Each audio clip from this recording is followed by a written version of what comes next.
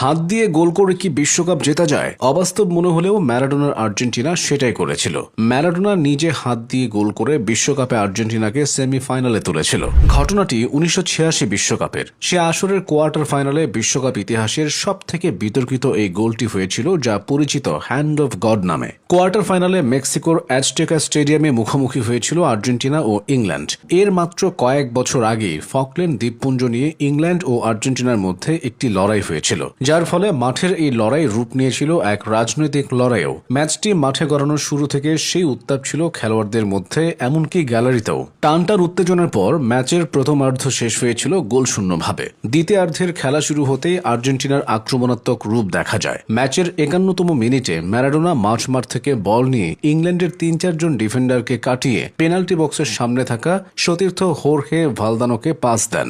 Valdano বলটি নিয়ন্ত্রণে নেওয়ার চেষ্টা করলেও ইংলিশ ডিফেন্ডার স্টিভ হজ বলটি ক্লিয়ার করতে গিয়ে ভুলবশত নিজেদের গোলপোস্টের দিকে শূন্যে ভাসিয়ে দেন। বাতাসে ভাসতে থাকা বলটি যখন পেনাল্টি বক্সের ভেতরে, তখন সেটির নিচে পজিশন নেন ইংল্যান্ডের বিশালদেহী গোলরক্ষক পিটার শিল্পটন এবং আর্জেন্টিনার অধিনায়ক দিয়েগো ম্যারাডোনা। শারীরিক উচ্চতায় পিটার শিল্পটন ম্যারাডোনার চেয়ে প্রায় 8 ইঞ্চি লম্বা ছিলেন। স্বাভাবিকভাবে লাফিয়ে উঠে বলটি গ্লাভস বন্দি করার কথা ছিল শিল্পটনেরই, কিন্তু ম্যারাডোনা এক চতুর বুদ্ধির আশ্রয় নেন। তিনি শিল্পটনের আগেই শূন্যে লাফিয়ে ওঠেন এবং হেড করার ভঙ্গি করে নিজের বাম হাতটি মাথার কাছাকাছি তুলে বলটিতে পাঞ্চ করেন। ফলে বলটি শিল্পটনকে ফাঁকি দিয়ে জালে জড়িয়ে যায়। ইংলিশ গোলরক্ষক ও ডিফেন্ডাররা সাথে সাথে হ্যান্ডবলের জোরালো দাবি জানান এবং রেফারির দিকে ছুটে যান, কিন্তু তিউনিসিয়ান রেফারি আলী বিন নাসের ম্যারাডোনার হাতের স্পর্শটি দেখতে পাননি। তিনি লায়ন্সম্যানের দিকে তাকান এবং লায়ন্সম্যানও কোনো সংকেত না দেওয়ায় রেফারি এটিকে বৈধ গোল হিসেবে ঘোষণা দেন। আর্জেন্টিনা 1-0 ব্যবধানে এগিয়ে যায়। গোলের পর ম্যারাডোনা যখন উদযাপনের জন্য দৌড়াচ্ছিলেন, তখনও তার সতীর্থরা কিছুটা দ্বিধাদ্বন্দ্বে ছিলেন। ম্যারাডোনা নিজেই পরবর্তীতে স্বীকার করেছিলেন যে তিনি সতীর্থদের বলেছিলেন, আমাকে এসে জড়িয়ে ধরো, তা না হলে রেফারি গোলটি বাতিল করে দেবে। ইংলিশ ফুটবলারদের তীব্র প্রতিবাদ সত্ত্বেও রেফারি তার সিদ্ধান্ত পরিবর্তন করেননি। এই গোলের ঠিক 4 মিনিট পর ম্যারাডোনা ফুটবল ইতিহাসের সেরা গোলটি করেন, যা গোল অফ দ্য সেঞ্চুরি হিসেবে পরিচিত।